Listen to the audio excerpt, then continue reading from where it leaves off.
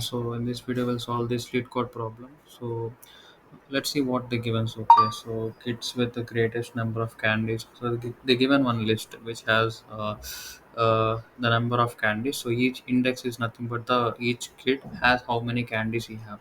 So what they are trying to say is, if let's take this example. So this is the first index, and so if you add extra candies to this particular index, and whether it will become greatest of all the candies or not, that is what we have to check. That is what they given this. If it satisfied the condition, you have to return it as true.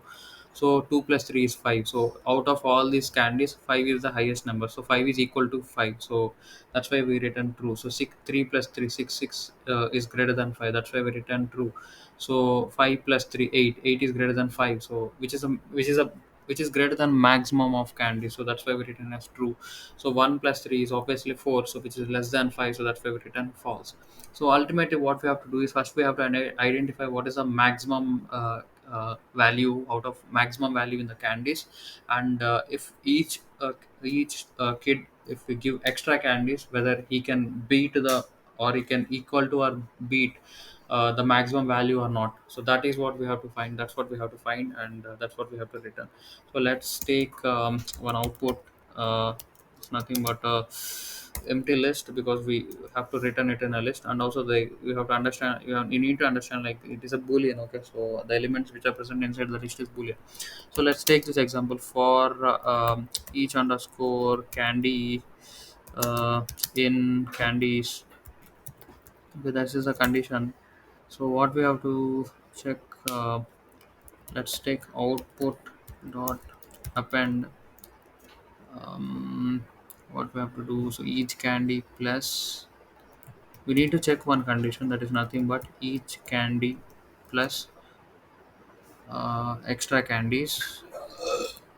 So we can give this thing extra candies, which is greater than or equal to maximum of candies. That's it. That's what we have to check.